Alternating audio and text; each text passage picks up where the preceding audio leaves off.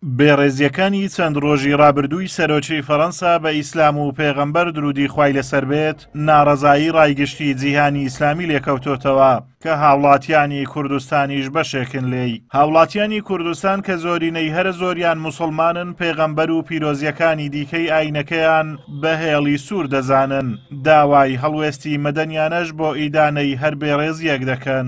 ملەتی کوردی موسڵمان دەگەر هاتنی ئاینی پیرۆزی ئیسلام یعنی ئارەزومەندانە موسڵمان بە لۆیە بەڕاستی ملەتی موسڵمانی کورد یعنی بە هەموو شێوێک یعنی داکۆچی و پشتگیریەکە لە سەرخستنی پێغمبەری ئیسلام عەلەیهی سەڵات وسەلام بە پارەبی بە قسەبی بە لێدوان بی بە هەموو ڕێکارێکی مەدەنی بی بە خۆ پیشاندان بی بە ئیمزام کۆکردنەوە بی و هەروەها بە بایکۆتکردنی شتی فەڕەنسی بۆ من ئەوانەی ئەوروپا کە زۆر لە بواری ئابووری کاڵاکانیان ڕەوانی وڵاتانی موسڵمانەکەن بەسەگە ئینسان وڵاتانی ئیسلامی یعنی بایکۆتی کاڵەکانە بکەن یعنی لە ڕووی ئابووری فەشەلیان پێخوات چونکە ڕێژەیەکی زۆر هاوردەی وڵاتانی ئیسلامی ئەکرێت. من وەکو هاوڵاتیەکی کورد بەتوندی ئیدانەی ئەو کاری فەڕەنسا دەکەم کەوا بێڕێزیکردنە بەرامبەر بە پێغەمبەرمان صلی الله علیه وسلم و هەروەها وەکو هەڵوێستێک موسڵمانان ئەبێ لەو کاتەدا دەبێ بایکۆتی کاڵای فەڕەنسی بکەن.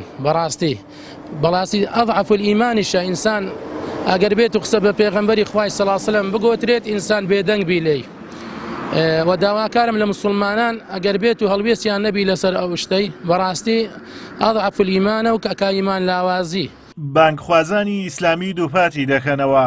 شەپۆڵی توندڕەوی لە فەڕەنسا پەردە لە سەردەمەرگیری بەشێک لە سیاسەتمەدارانی ئەوروپی هەڵدەداتەوە، هەروەک دروشمەکانی ئازادی ئاین و ئازادی بیر و باوڕیش کە ڕۆژئاوا شانازی پێوە دەکات دەخاتە ژێرپرسیارەوە.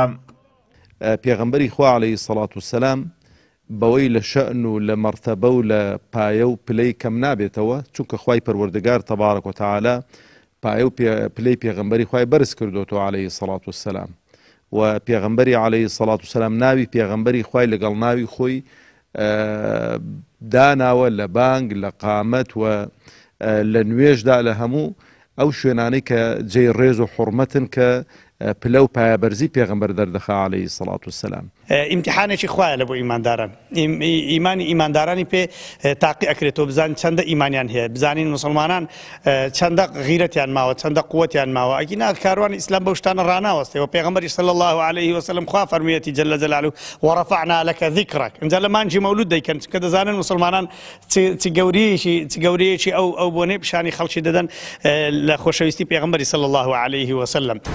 أشهد أن محمدا رسول الله.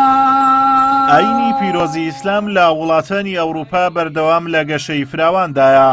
لە فەڕەنساش بەدووەم ئاین دێت و پەیڕەوانی بەردەوام لە زیادبووندان. هەر ئەمە شوای کردووە ڕابەرانی ڕاستڕەوی دەمارگیر تەنگەتاو ببن و پەنا بۆ بێڕێزی و ئیستیفزازکردنی موسڵمانان بەرن تا وەکو کاردانەوەی جالیەی ئیسلامی بکەنە بیان و بۆ بەرتەسکردنەوەی ئازادی ئاینی و تەنگ پێهەڵچنینی پەنابەرانی وڵاتانی ئیسلامی.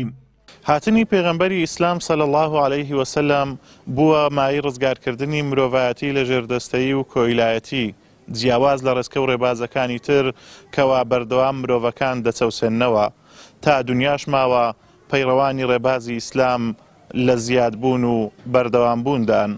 ئازادۆمەراوەی کەناڵی ئاسمانی پەیام قەزای سۆران.